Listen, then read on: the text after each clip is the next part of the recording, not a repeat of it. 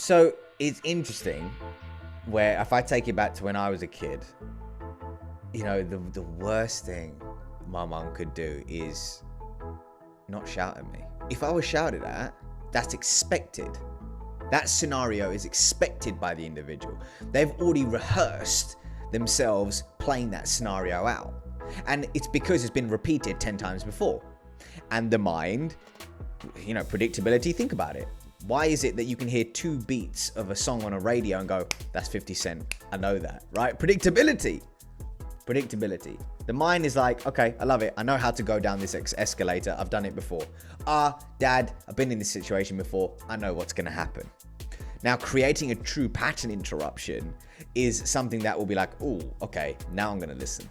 And immediately when my mum would be like, Rav, I'm just disappointed here. And she'd say nothing. That would eat me up, man. That would eat me up, dude. I was like, oh my God, what have I done? And, it really goes back to the point of less is more.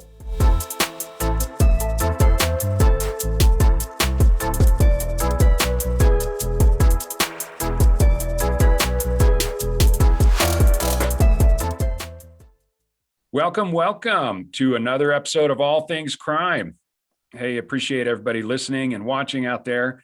And this is the podcast video cast where we talk about everything from securing the crime scene all the way to investigating a crime to prosecuting or defending the crime and, everything in between. And I'll tell you, there's little tidbits in between, the actual investigative process that we think about that really matter. And some of those are communication. And that's one of the things we're going to talk about. So my name is Jared Bradley.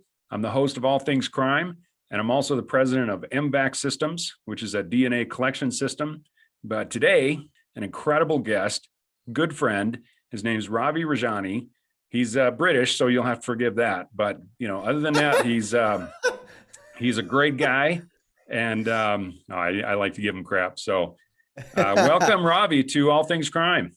I nearly said, is this an LA Dodgers hat? Because over here in the UK, when it comes to US, whether it's baseball, basketball, whatever it is, we just like the look of logos. So, yeah, man, I'm wearing the LA Dodgers hat, so I'm representing you guys. But things are good, buddy. I appreciate you having me on. This is a different podcast, right? To what I'm used to. I can't say I've ever been invited on one like this. So I'm curious, man, about the questions you have and to give as much value as possible to your audience. Yeah, well, I think we'll start with how you investigate a crime scene. Okay. Me personally, how it normally works is my fiance will say, Rav, did you put the towels in the tumble dryer after leaving them in the washing machine? And it's midnight. And she goes, I know you did it. And I'm like, no, it wasn't. She's like, who else was it? And I was like, so I'm always being framed here, Jared. I'm always being framed. That's the crime scene around our house. But that's as far as my knowledge of crime scenes goes. But I think everybody can connect with the story of leaving the towels in the washing machine and forgetting to take it to the dryer, right? Right. Well, most of the time, my wife is accusing me of leaving them on the floor. So at least yours is giving you credit for putting them into the washing machine. That's awesome. That is true. I'm one step ahead of the game, it seems like. So, hey, that's a good thing. Yeah, well, give it a little time, man. I've been married going on 29 years now. So she knows. Really? Yeah. I didn't know that. That's amazing. That? I'm getting married this year, man. I'm getting married this year in October. Oh, that's awesome. Fantastic. Hey, I want to come over to the UK and attend your wedding, man. That'd be awesome. Crash the wedding, man. You're more than welcome. Yeah, that'll be fun. Well, as long as they don't make me lock down for 2 weeks. You will have to. You will definitely have to. Yeah, this COVID thing, everybody's getting a little tired of it, I think. So, no, the reason I wanted to have you on. So, first of all, Ravi and I met and on a LinkedIn boot camp with Shay Rowbottom, she specializes in video marketing and things like that, especially for LinkedIn. And Ravi, you were like a guest. What were you doing that day? Basically just filling in for, talking about communication. And yeah, the more I thought about it, especially after listening to you and researching all the information that you sent to everybody that was in the boot camp, I got thinking, everybody is a communicator. And you said something and I'm not sure if it was that specific time or in another video or whatever, but especially with COVID and all of us having to move into, this virtual world. I mean, we're talking via Zoom right now. How crazy is it that all of us have become presenters? Yeah. And every single one of us overnight, without knowing it, without any prior training, anything. Everybody's gone from virtual participant to presenter overnight. Yeah. And it doesn't matter if we're doing it virtually or if we're actually face to face, we can all become better communicators. And, our ability to get across our story, get across our points, get across our mood, all of those things we're communicating. But I think especially in this virtual world, because you can't really read body language, you can't really know the context a lot of the time, it's so much harder to get your point across. And, even in the context of law enforcement and even, the legal profession, everybody has to become better communicators, and not just with body language. I remember I took a course, what was it? I don't know, it was 5-6 years ago. Actually, it's probably a lot longer than that. Geez, I'm an old dude. So, I can reference things in my brain like way back, 20 years ago. So you're as young as you feel, Jared. Don't beat yourself up. Okay. Right. Well, no, I'm not beating myself up. Just a realist here, man. Just a realist. So work with me. No, but it was kind of a speaking course, but they were talking about the percent of communication that is actual words, the percent that is your tone, and then the percent that is body language. And if I remember right, it's something like 91% is body language. There's a lot of different stats thrown around, but people forget. I think the big thing is that people really forget how important is two things. It's not just about what you say, it's about how you say it, as well as the body language. For example, imagine if I said to you right now, Jared, if you're looking at me, I'm really excited right now. I'm very, very excited right now. You're not going to believe that I feel excited right now. And so many people spend so much time trying to come up with the perfect structure of their content, which is important.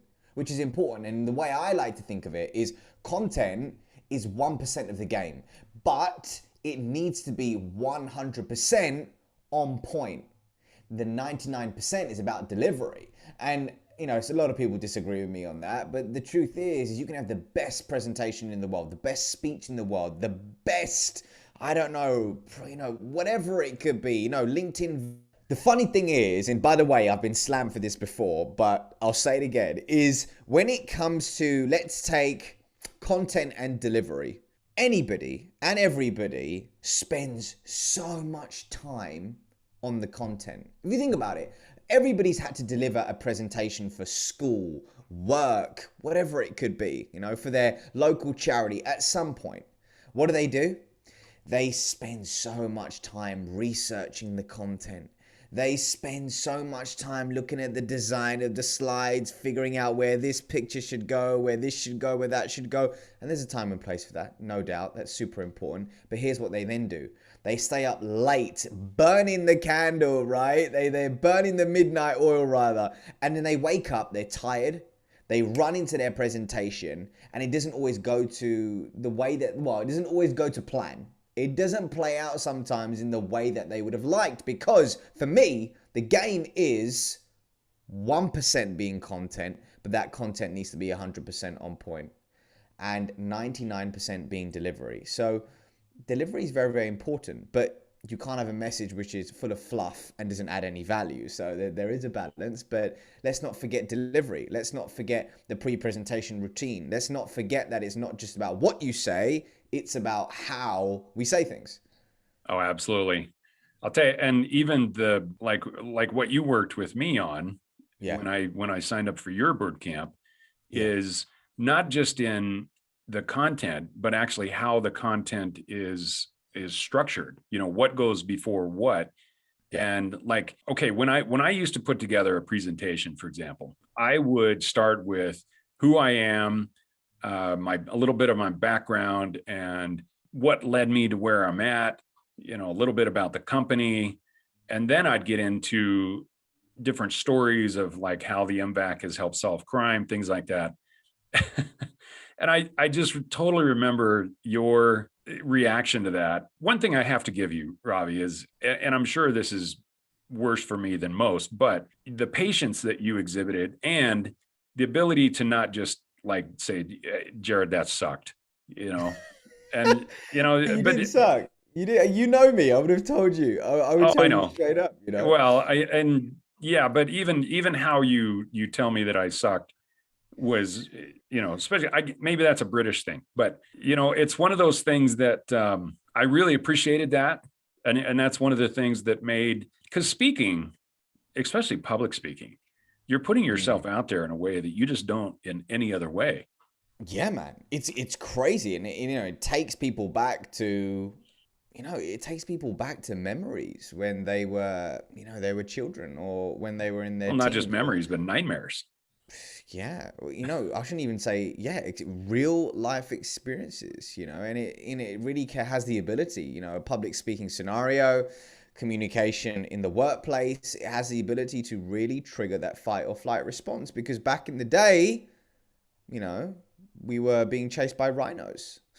The fight or flight response was there to protect us. Now the mind is triggering the same response when we're having to speak in front of 100 people. This time it's not a rhino, it's a big presentation at work. And it's interesting, it has very, very different responses with different people, but one thing is always, I suppose, across the board, is consistent. Whether you are a seasoned pro, whether it's your first presentation, whether you are in the middle somewhere, is that everybody gets nervous. Everybody gets nervous. Mark Twain had this quote. He said, look, there's two types of speakers in this world, the nervous and the liars. And the idea is that everybody gets nervous, but I think there's this perception in the world that once we get to a certain point, we never feel nerves. But like I told you, and like I tell everybody, you don't want to get there. Nerves are good. A healthy amount of nerves, which you can transform and reframe into excitement, are amazing. The moment I personally feel there needs to be a shift in what I'm doing, what I'm saying, or how I'm approaching things, is when there are no nerves. Because I wonder, why are there no nerves? Is it because I've delivered this same talk 1,000 times and I'm no longer connecting with it, and actually I don't care about the value I'm giving to the audience? There could be a problem. There could be a problem. So when we talk about nerves, those butterflies are excitement. Or you could reframe them into crippling anxiety. It's your choice, either or. I certainly like the energy route. Take that nervous energy and those butterflies and convert it into excitement. And that 100%. To me, that adds that I care more, that I'm excited about the content, that I'm excited about being there. And yeah, because everybody gets nervous, and it's one of those things that, like you said, if you're not nervous, then obviously your content is just, it's too boring to you, and you're not going to come across well. Yeah, it's interesting because there's another way to think about it as well. I'll give an example. I was training a sales team the other week on how to become effective communicators to win more revenue. And one of the situations there reminded me of a situation that I come across every single time, which is, somebody who is nervous to pick up the phone for a cold call, somebody who is nervous about their demo for that day. And often it's funny because when we feel nervous, if you actually look at the root of those nerves, it's often very us, me focused. What happens if I sound like an idiot? What happens if I don't feel as smooth as I'd like to? What happens if I miss the deal? And the reframe of focusing on the message and focusing on how you can solve a problem for the person on the other end of the phone, on the other end of the Zoom lens, or whatever it could be, can really take a switch to how important is my message, is how I'm being graded, not how confident and how great I sound, right? Because being a confident speaker is one thing, but being able to solve somebody's problem by being an effective communicator is a completely different thing. Yeah, I love that, man. And by the way, for everybody that's listening, Ravi has a boot camp. It's a 90-day boot camp? Rob, Yes, sir. Yes, that 90 days. that I actually signed up for based on the fact that I heard him guesting for another boot camp. And, these are all crash courses that take you from wherever you are to the next level. And I really appreciated, Ravi, in the fact that about midway through, you recognized that I wasn't needing what you had, your typical, the presentations that you had put together and everything were all awesome, but that wasn't what I really needed. And so you adjusted, on the fly, and it was awesome. And I think I benefited hugely from that. And Yeah. yeah, I'm a huge fan of everything you're doing. And Thank I you, man. I think really appreciate what it. you were able to do with me, yeah, if you can make me more of a confident speaker, then it was absolutely worth it. And I highly recommend your course to everybody now. So Thank you, man. I genuinely appreciate the kind words. It was a pleasure to work with you. And as I say, you're an amazing story to tell. When people say, "Oh, how was your day?" and I was like, "Just coaching one of my clients. He sells products into places like the FBI. Anyway, how are you?" And they're like, "What? Hold on.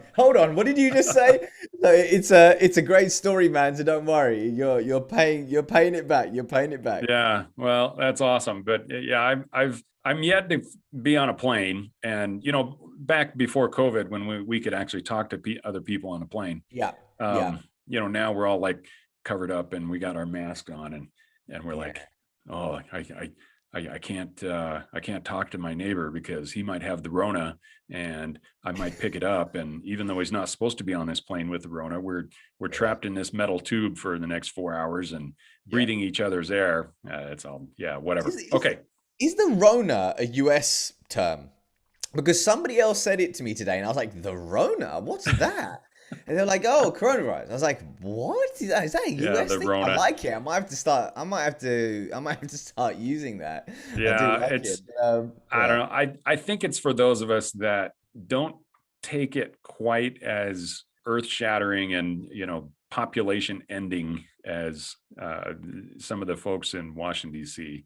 Got you, That, man. Got you. it's not to say that coronavirus isn't serious for some people. And don't get me wrong on this, but I've had it and my family's had it. And, we know a bunch of people that have had it. Mm, And, it's like every other disease that for some people, it's going to be absolutely horrible. And for the rest of us, it's going to be, whatever.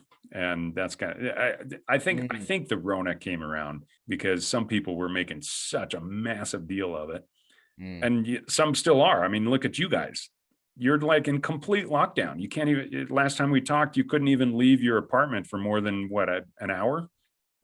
So we've actually been in lockdown over here in the UK since December the 20, it must have been 21st, 20th, around that date. So we actually, as of March 29th, we were allowed to meet outside in groups of 6. But I'll tell you what I'm waiting for, man. I'm waiting for the barbers to be open. There's a reason why I'm wearing a hat, okay? You don't want to see this. You don't want to see this. But and then the gyms are going to be open. So I'm looking forward to seeing family and friends. And going back to the topic of communication, it's interesting because all of my conversations that I'm having now are online, which is great. I mean, I genuinely miss is events, communicating, whether it's in presentations in front of people on stages. And next week, or no, April 20th, I'm actually training a sales team in London. And that's like the second time I've been into London in about a year, which is crazy because I used to go there every day, suited and booted. So, man, I'm looking forward to that. Some human interaction.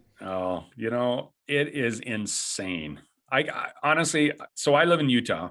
Yeah. We haven't really been in lockdown other than like the first couple of weeks when they actually said, 2 weeks to slow the curve. And here we are, Mm, on week 56 or something like that. mhm. But other than that, and even then we never fully locked down. So I don't, yeah, to go through 3 months of just being in my house is, yeah. No, well, let me say, the other time that we were in complete lockdown and people were actually bringing us dinner and supplies and stuff was when we actually had, we tested positive. For So coronavirus. Yeah. yeah, Yeah. I yeah, mean, we were in lockdown then. crazy But other than times.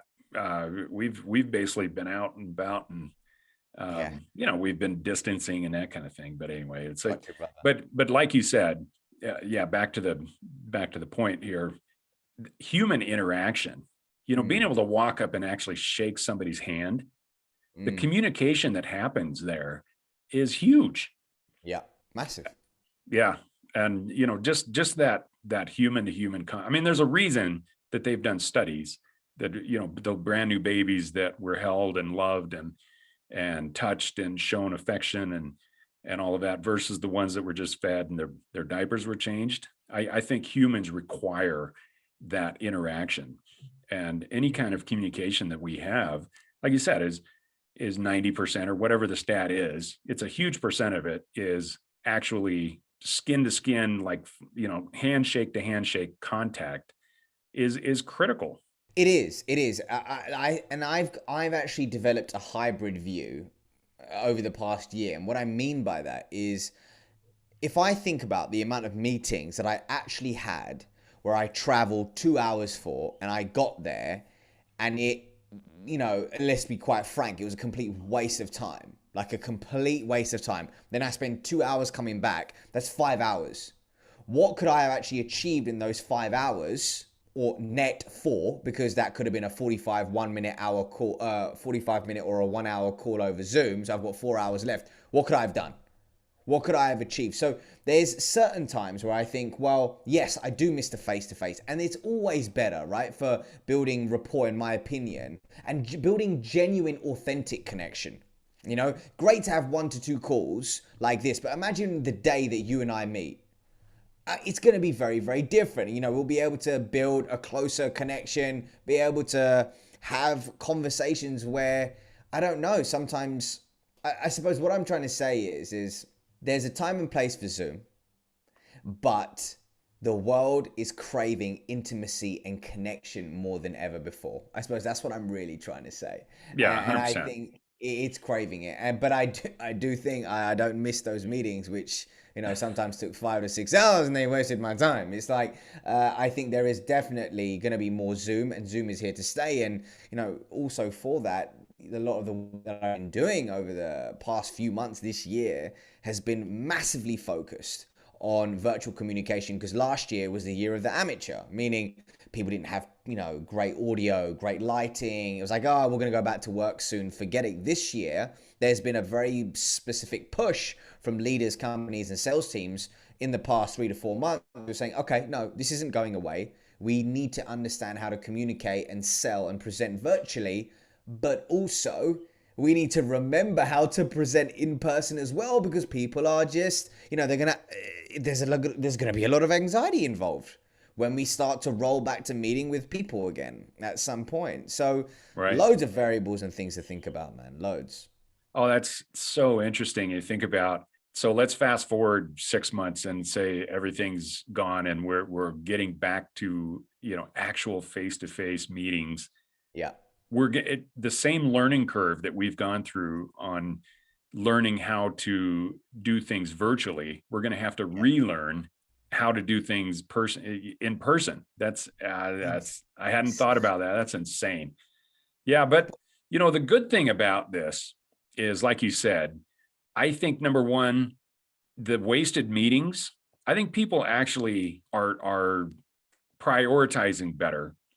And it's not just, hey, we're going to have a meeting every Monday morning starting at 8 o'clock, and we're going to talk about the same thing we talked about last week. And so people are like literally shutting off. Now, granted, in a Zoom call, you can, put your camera off and turn your mic off and, walk into the kitchen and go get a cup of coffee, where you couldn't do that before. But I think leaders of companies, leaders of different organizations, but even individuals, I think we've learned how to prioritize better and what's really beneficial and what's not. Yeah, it's going to be interesting. I think it's funny because you know what I'm seeing a lot of? I feel like people are better at prioritizing now and dequalifying what's actually going to move the needle forward. The problem is let's take that commuting time, okay? Let's say I've got a meeting half hour away. I decompress on my way to the meeting there. I listen to some music. I'm in a more of a relaxed state. Now, people are jumping out of bed 5 minutes before. They're hopping on a Zoom call. Nobody can smell their breath or smell them all the way from there, right? They whack on a shirt, and then there's shorts on underneath. They have a call. Great. Now that call lasted half hour instead of 1 hour. They go and make another call, and then they're compensating for that commuter time where they've got half hour. They would normally be traveling back to work. They're like, book another call. So what starts happening is I don't think we're doing a great job of understanding the adverse impact that Zoom can actually have on us, or not even Zoom. That's probably bad to say. More virtual communication as a whole, whatever you're using, Zoom, Microsoft Teams, the negative impacts of that, it can be quite stressful. You got 8 to 9, some people have 8 to 9 Zoom calls a day. And they go to bed and digitally induced headaches, brain fog, so many different symptoms. And it's becoming a real thing, Zoom fatigue, Zoom gloom, whatever you want to call it. Yeah, it's real. And I think you're right. I think we find ourselves, rather than finding actual productive things to do to fill our time that we used to be in between traveling and stuff like that, we fill it with more junk. And again, instead of the 8 a.m. Everybody into the conference room, let's have a meeting for 2 hours. We're filling that with something else. And if it's just a 2-hour Zoom call, that's just as ineffective as anything else. So I think you're right. I think figuring out not just how to communicate, but also how to be more productive is equally important. And it's interesting that I've heard that, like, the big cities, since so many people are moving out of the big cities and they're working remotely, a lot of them are basically saying, well, there's no reason to ever have, an 80-story building filled with our employees anymore. We can have them spread out all over the country, or all over the world for that matter, and we can still communicate virtually, and we can still communicate with just as effectively. And it costs the company half of what it used to. I'm seeing over here in London a lot of chatter around people doing a hybrid model where they have some office space, but it's more seen as a hub where people can come to for meetings. They can come, a couple of times a week or whatever it could be. But before, there was a lot of leaders, and I know some, right, who were saying, no, you cannot work from home, or working from home is lazy. I don't know if you're watching Netflix all day, right? Now there's trust. Trust has been pumped back into that relationship through coronavirus, the force of coronavirus. And I think people are more trusting, but also things like team bonding. Right? The days where there's 10 of you and you go for a team bonding exercise and you go for a bite to eat and have a drink afterwards. That, I don't know if that can be replicated. No. But that's the part of that interaction, that human interaction, that I think is actually going to have to come back, because in order to actually bond, and you know what, that's the one thing I miss about the conferences. And, I used to go to 10, 12 conferences a year, and really? These are huge conferences that last 2, 3, 4 days. But the person-to-person interaction that I have with, it doesn't matter if it's a DNA analyst or a homicide detective, just being able to walk up, shake their hand, say hi, talk about, just that personal, intimate interaction, that you're standing there in the middle of a showroom with the buzz of everything going on around you, all the people demonstrating their products and all that kind of stuff. You can't replicate that. And even though it's crazy expensive to do that, in some ways, I think some of that at least has to come back. Yeah, and I think what's changing is people talk about, you and I have spoken about this, having an executive presence, or less is more, speaking in a succinct, compact, and articulate way, and also having some value inside of what you're saying. That's become more important than ever before, because I think people's attention spans are getting thinner. Think about it on LinkedIn. Think about the news feed. How many videos, genuinely, do you actually watch from beginning to end? Very rarely for me. I'll be honest, very rarely. Sometimes I'll skip a bit, I'll watch a bit, and then I'll scroll on. for somebody to actually watch your video from beginning to end is a job well done. Yeah, you've got to be on your game. So in the context of, again, this is a true crime podcast, and so we have to wrap this into our audience, as well as talk about this investigative process.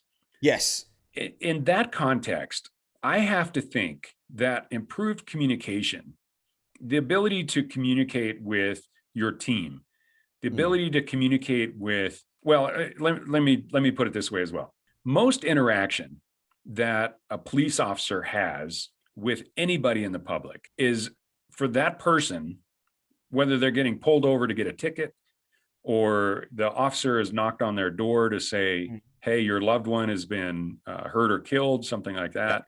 That moment, that communication is probably somebody's, well, it's both the officer and that person's worst day. And you can't think of very many moments in life where you have more of a sinking feeling than when you see those red and blue lights behind you and you're like, oh, they got me. So how, based on that, I know you don't have any expertise in law enforcement. That's not what I'm talking about. Yeah. But everybody can improve in their communication. So why don't you just throw out a few of the basics of how, in a stressful situation like that, and not just in public speaking, but just in general, in interacting with somebody that you don't necessarily want to interact with, how would you loosen things up? How would you improve that communication at that moment?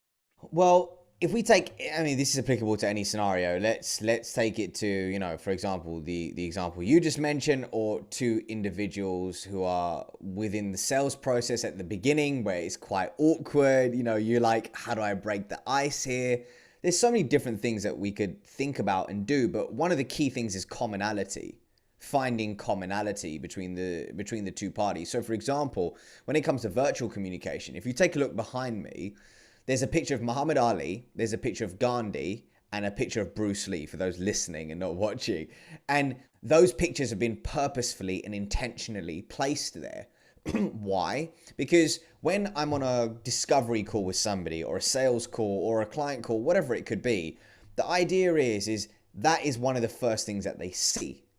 And what happens is they will break the ice with me, which immediately removes the awkwardness, because they go, oh my God, Bruce Lee. Oh, are you a Bruce Lee fan? So am I. Or Gandhi or Ali. But also what I'm doing is I'm showcasing some of my values. So I'm not telling you what my values are. I value this. I value that. I'm showing you. And I think a lot of the time we're so busy saying, telling people, but actually a lot of the time showing people can be a powerful tool to really have somebody get a sense of who you are, not just what you do. So taking it back to the question, is finding commonality is very, very important. But also, if you think about it, situations can be stressful when both parties are not in agreement. That's when friction arises. Think about a sales call, okay? Right. And somebody says, the price is $20,000. The individual says on the other end of the phone, it's too much. It's too expensive. No way. Too expensive. If the salesperson goes in, no, it's not. There's companies who've paid this before. Trust me, it's not expensive. Trust me, right? They're not in agreement. They're in, there's friction. But if the salesperson would say, I agree, it is expensive, immediately it's diffused, because the individual knows, they're like, oh, what are they going to come back with? But one way to actually diffuse that before that objection even arises, before that resistance in any scenario arises, is through story. So if you can think about any interaction that you have, and prior, you can think about 3 to 5 key objections or key points of resistance you might face before you go in for asking for something, right? And use story to handle those objections and resistance and then go in. Very, very different. Think about it. Think about trying to struggle with your partner about what you're going to watch for Netflix that night. If you just go in and say, we're going to watch this, I want to watch that, I want to do this, I want to do that. And they're like, but you know how much I love action, right? But if you tell a story about, oh, I heard there's this great movie. You know, there's this great movie that's on it. I think it came out the other week. It's got some really, okay, fine. It's a chick flick, but it's got Jason Statham in it. He's an amazing action hero. And they've got this one scene. Oh my God. Do you want to watch that? Oh, okay, part example, but you get what I mean, right? It's all about being able to tell a story so that when you get to the point of the ask, the resistance is diffused and it's a lot more seamless. How about like let's take like an authoritative type situation, like a boss and a subordinate. So if you were to recommend something to a CEO of a company who is not getting along well with his subordinates, how would you recommend that person communicate better? Classic. See it all the time. And often it can be because this individual is thinking about what they want. I'll give you a classic example. I want to drive top line. I want this. I want that. I want this. But often what can happen is somebody might be trying to mold somebody into their vision. So let's say there's a goal. There's several ways to skin a cat, as they say. But often what will happen, ego will say, my way is the best. I want you to take my method of doing X and we will achieve Y. But what happens if somebody else who you're partnering with actually has a different value system? They don't want to work 15 hours a day like you, but they can still achieve Y. And recognizing their values, understanding what's important to them, empowering them is going to make them more likely to help you achieve Y in a faster way than going through the resistance of doing it your way to achieve Y. So it's quite interesting. I think it boils down to really going back to building effective rapport, but understanding what this individual values. How can you empower them? Okay, and how can you get an agreement about the tangible outcome that you both wish to achieve? And it boils down to collaboration. But often in heated scenarios, and often when it's a stress fracture, meaning it's not just a one-off, 20 times you had the same argument, ego gets in the way, right? Mm-hmm. Ego can really get in the way. And ego's not bad. Ego can serve us, right? But at the same time, if it drives a lot of our decision making and clouds our ability to connect with people, there can be a problem. So let's boil it down to like one particular scenario. So the CEO is walking down the hall and he sees a subordinate who is not doing, what he has asked him to do. And he walks down there and he says, hey, Jim Bob, here's the deal. Take it. How could you make that particular scenario better? Got you. So here's one way to think about it. And Simon Sinek talks about this as a YouTube video. He talks about this and it's all about effective communication in confrontation. So I'll give an example. Let's say if Jim Bob is late for a meeting, right? Consistently. If the CEO says, hey, Jim Bob, can I see you for a second? Right? Not in front of 50 people. Can I borrow you for a second? One-to-one scenario. They're not being dressed down in public. And it says, hey, Jim Bob, I see that, I know that you were late for yesterday's meeting. And you were also late the week before that. Now, the problem is, when you were late to that meeting yesterday, I felt disconnected from you. And my worry is that if you continue to be late for meetings moving forward, that disconnection will grow. And my concern is that if that disconnection grows, I'll stop trusting you. And you say nothing, right? And this is Simon Sinek's exact example. This is straight from his book. And I thought that was fantastic. I think it's a fantastic way to communicate. And if we distill it even further, the number one key thing to think about is empathetically and transparently communicating the impact of that action, right? And getting an agreement as to what can occur if this behavior continues. Because often what can happen is bosses may say, just, don't do it again. Just don't do it again. Can you please do better? Can you set an alarm? Can you do this? but they are being reactive versus proactive to having that conversation again. Because if they do it again, it then becomes a choice. It's no longer a mistake. It then becomes a choice. And then it's up to that individual if they really want to operate in a place which has this specific set of values. Yeah, interesting. So those confrontation, I mean, like I have 5 kids and one of them's grown and married and off. So, that she doesn't really count. But so out of my 4 kids that are still here, I have a teenager, which is just a situation that's ripe for all sorts of confrontation.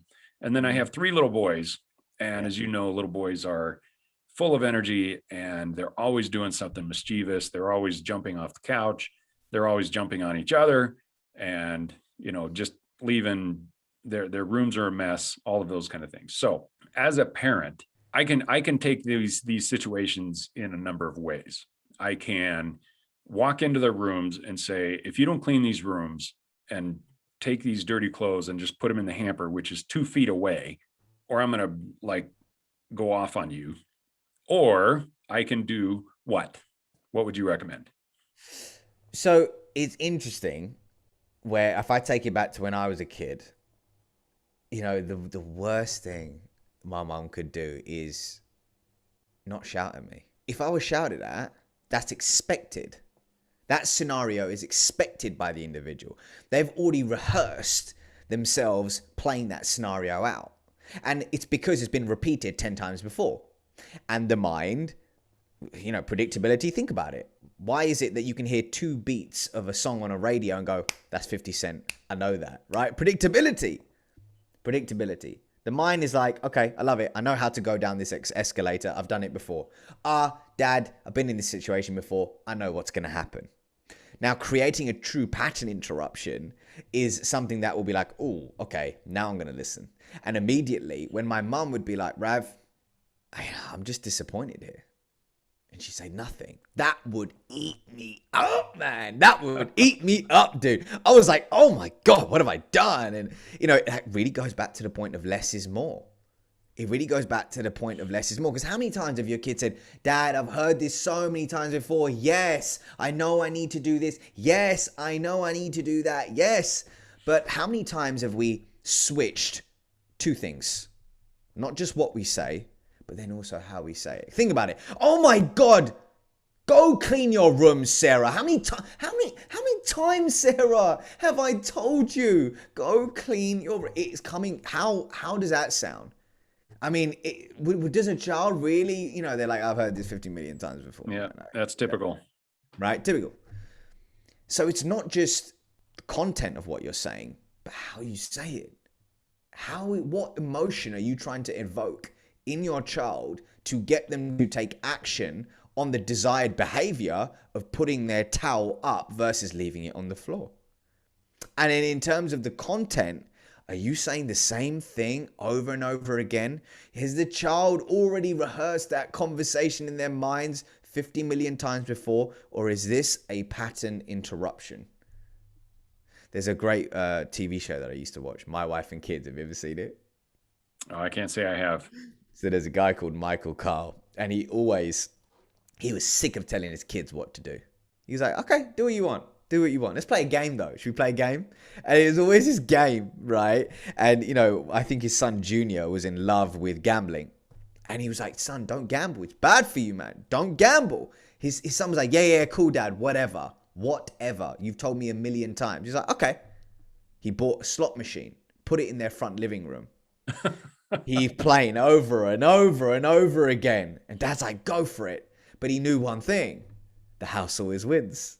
So he lost all of his money, all of his pocket money. And then his dad had like $300 in cash because he was the one who bought the machine, took the key open and was like, the house always wins. Very interesting lesson. And that lesson was interesting because we often learn from, think about it, how we learn as individuals. If you tell your child, don't touch the stove, and then they do so, it's hot, right? If you say it's hot, yeah, cool, Dad. Oh, God, it is. It is, right? And we are designed to want to move ourselves away from pain, right? Always, we are designed to want to remove ourselves from pain. And that memory, that neuroassociation to that specific moment is powerful. It's really powerful. And in the slot machine example, is he going to gamble again? Well, he lost all of his pocket money and then it went into his dad's pocket. Who knows, man? Who knows? Who knows? I think about so many times where I wouldn't do certain things again because I was burnt in the past, right? The memory, the association with that memory. When you say disassociation with pain, I'm assuming there's also an association with pleasure. And which one's more powerful?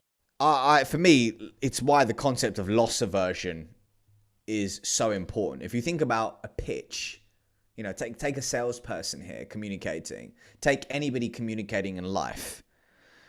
If you feel like you own something that you've already lost, you know, let me think of a good way to put it for you.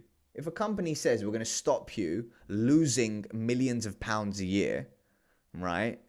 You already own those millions of pounds a year and it's going down the drain versus we're going to make you £1 million. People connect with the pain of losing millions of pounds, right? And it's why loss aversion can be a very, very powerful form of communication when done correctly. Because if you think about it, if you've met somebody for the first time and in your pitch you say, you've got to lose this, that, and they're like, whoa, are you serious? I don't even know who you are, man. Like, seriously? So you've got to build enough rapport, right? And also do it in an ethical way, but really understand what has this individual, what are they standing to lose if they don't move forward on this idea, message, product, or whatever it is. Well, hey, Ravi, I can't tell you how much I appreciate you coming on All Things Crime. And, one of the things that I'm trying to give this audience is a broader perspective, because it's not just there's a crime that happens, the blues respond, they secure the crime scene investigators and detectives show up, they investigate the crime, and then it all, goes to court. There's so much in between there that happens. And I think one of the things that happens is the massive amount of communication that happens in between officers, in between the detectives and the family of the victims. Anyway, all of this communication, I think, benefits from people like you. And that's why I wanted to have you on here. So just absolutely awesome stuff. And any last parting words, man?